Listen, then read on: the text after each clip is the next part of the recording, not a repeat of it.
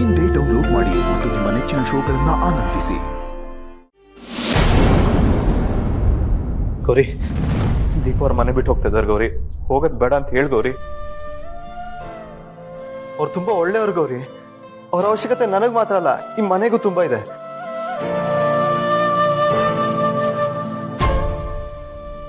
ಮನೆ ಬಿಟ್ಟು ಹೋಗೋದು ಬೇಡ ಅಂತ ಹೇಳಿ ಗೌರಿ. ಪ್ಲೀಸ್ ಗೌರಿ, ನಿನ್ ಕೈ ಮುಗಿದು ಕೇಳ್ಕೊತೀನಿ ಗೌರಿ. ಪ್ಲೀಸ್ ಗೌರಿ.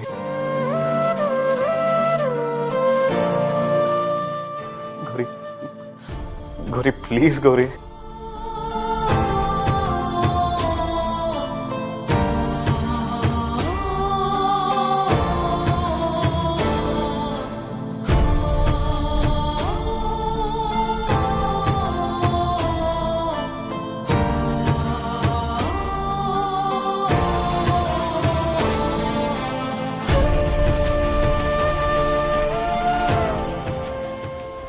ನಿಂತ್ಕೋ ದೀಪ.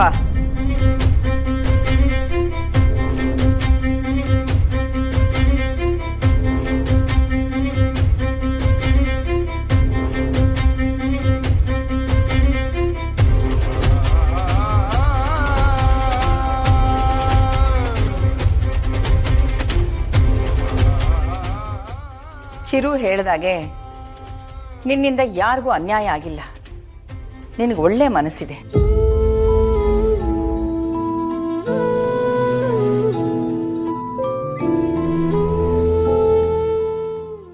ಎಲ್ಲರ ಜೊತೆ ಖುಷಿಯಾಗಿರೋ ಒಳ್ಳೆ ಗುಣನೂ ಇದೆ. ನಾನು ಕೊಟ್ಟಿರೋ ಚಾಲೆಂಜಲ್ಲಿ ನೀನು ಸೋತಿರ್ಬೋದು. ಹಾಗಂತ ನಿನ್ನನ್ನು ಯಾರೂ ಮನೆ ಬಿಟ್ಟು ಹೋಗು ಅಂತ ಹೇಳಿಲ್ಲ. ನೀನೇ ಆ ನಿರ್ಧಾರ ತಗೊಂಡಿರೋದು.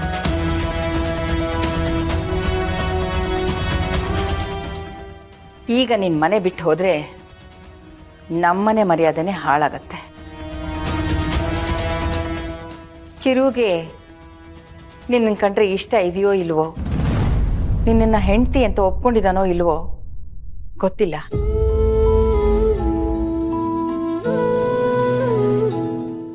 ಆದರೆ ಅವನು ಹೇಳ್ದಾಗೆ ಈ ಮನೆಗೆ ನಿನ್ನ ಅವಶ್ಯಕತೆ ಇದೆ.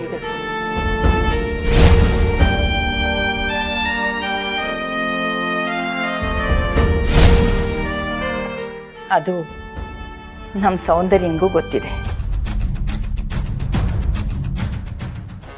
ನಮ್ಮ ಸೌಂದರ್ಯ ಈ ಮನೆ ಗೌರವ ಹಾಳೋಗೋದಕ್ಕೆ ಯಾವತ್ತೂ ಬಿಡೋದಿಲ್ಲ ಅಲ್ವಾ ಸೌಂದರ್ಯ? ಏನು ಹೇಳ್ತಾ ಇದ್ದೀರಾ ನೀವು? ನನ್ಗೆ ಅರ್ಥ ಆಗ್ತಾ ಇಲ್ಲ. ಈ ಮನೆ ಹಿರಿ ಸೊಸೆ ಆಗಿರೋ ನೀನು ಕಿರಿ ಸೊಸೆ ಮನೆ ಬಿಟ್ಟು ಹೊರಟ್ರೆ ನೀನು ಅವಳನ್ನ ತಡಿಬೋದಲ್ವಾ? ನಾನು ಯಾಕೆ ತಡಿಲಿ? ನಾನೇನು ಅವಳನ್ನ ಮನೆ ಬಿಟ್ಟು ಹೋಗು ಅಂತ ಹೇಳಿಲ್ವಲ್ಲ. ಅವಳೇ ಮನೆ ಬಿಟ್ಟು ಹೋಗ್ತೀನಿ ಅಂತ ನಿರ್ಧಾರ ತಗೊಂಡಿದ್ದಾಳೆ. ಹೌದು, ಆದರೆ ಈಗ ನೀನು ಅವಳನ್ನ ಹೋಗ್ಬೇಡ ಅಂತ ತಡೆದ್ರೆ ಅವಳ ನಿರ್ಧಾರನ ಬದಲಾಯಿಸ್ಬೋದಲ್ವಾ?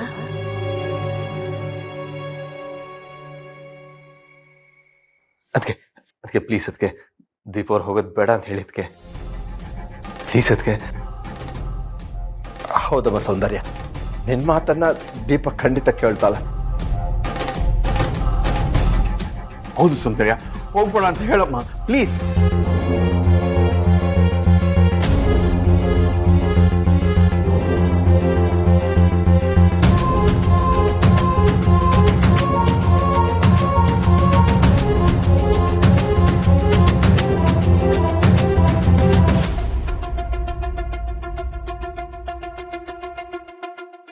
ಎಲ್ಲರೂ ಇಷ್ಟೊಂದು ಕೇಳ್ಕೊತಿದ್ದಾರೆ ಅಂದ್ರೆ ಎಲ್ರಿಗೂ ನಿನ್ನ ಅವಶ್ಯಕತೆ ಇದೆ ಅಂತಾನೆ ಅರ್ಥ. ಅದನ್ನ ನೀನು ಅರ್ಥ ಮಾಡ್ಕೊಂಡು ಮನೆ ಬಿಟ್ಟು ಹೋಗೋ ನಿರ್ಧಾರನ ಬದಲಾಯಿಸು. ಇಲ್ಲೇ ಇರು.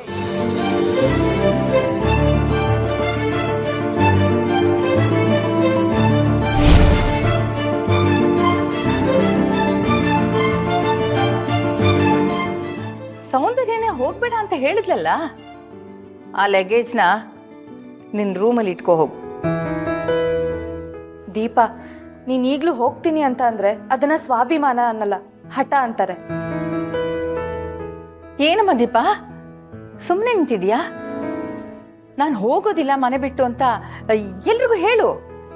ನೀವೆಲ್ಲರೂ ಇಷ್ಟೊಂದು ಕೇಳ್ಕೊತಿದ್ದೀರಾ ಅಂದ್ರೆ ನಾನು ಎಲ್ಲೂ ಹೋಗಲ್ಲ, ಇಲ್ಲೇ ಇರ್ತೀನಿ.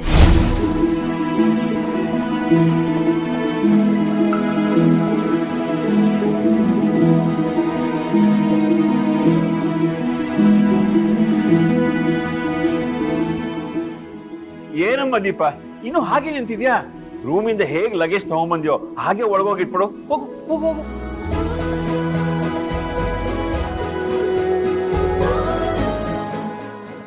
ಥ್ಯಾಂಕ್ಸ್ ಚಿಕ್ಕಿ. ನಿಂಗೆ ಶುಗರ್ ಇಲ್ದೇ ಇದ್ರು ಎಷ್ಟು ಸ್ವೀಟ್ ಆಗಿದೆ ಕಣೆ ನೀನು. ಅಯ್ಯೋ ನನಗೆ ಯಾಕೋ ಥ್ಯಾಂಕ್ಸ್ ಹೇಳ್ತೀಯಾ?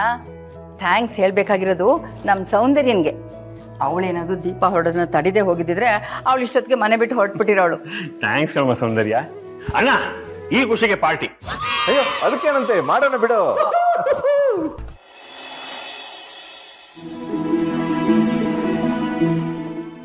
ಹಸ್ಬೆಂಡು ನಾನು ಮನೆ ಬಿಟ್ಟು ಹೋಗ್ಬಾರ್ದು ಅನ್ನೋದೇ ತಾನೇ ನಿಮ್ಮ ಆಸೆ ಇದ್ದಿದ್ದು.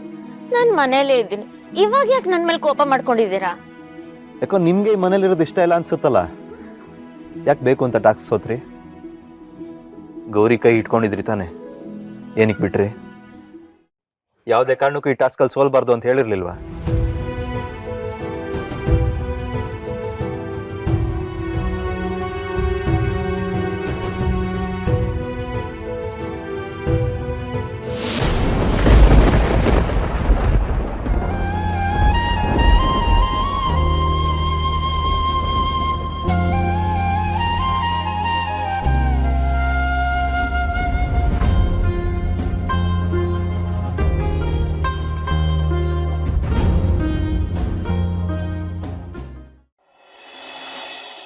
ಮಗಳೇ, ಅವನು ಆಡಿದ ಆಟಕ್ಕೆ ನೀನು ತಲೆ ಕೆಡ್ಸ್ಕೊಂಬೇಡ.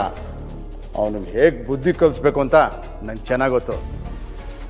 ಆಫ್ಟ್ರೋಲ್ ಒಬ್ಬ ಹೆಡ್ ಕಾನ್ಸ್ಟೇಬಲ್ ಮಗನ್ ಮುಂದೆ ನಿಮ್ಮ ಮರ್ಯಾದೆ ಕಳ್ಕೊಂಡ್ರಲ್ಲ.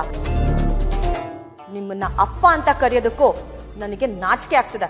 ಏನು ಮಗಳೇ ಹೀಗೆಲ್ಲ ಮಾತಾಡ್ತಿದ್ಯಾ? ನನ್ನನ್ನ ಮಗಳೇ ಅಂತ ಕರಿಬೇಡಿ. ಆ ನರಸಿಂಹನ್ ಮೇಲೆ ಹೇಗೆ ರಿವೆಂಜ್ ತೀರಿಸ್ಕೊಳ್ಬೇಕು ಅಂತ ನನಗೂ ಚೆನ್ನಾಗಿ ಗೊತ್ತಿದೆ. ಈ ಸಂಜನಾ ಇನ್ ಮುಂದೆ ಅವನ ಜೀವನದಲ್ಲಿ ಹೇಗೆ ಆಟ ಆಡ್ತಾಳೆ ಅಂತ ನೀವೇ ನೋಡ್ತೀರಾ. ಸಂಜನಾ, ಸಂಜನಾ!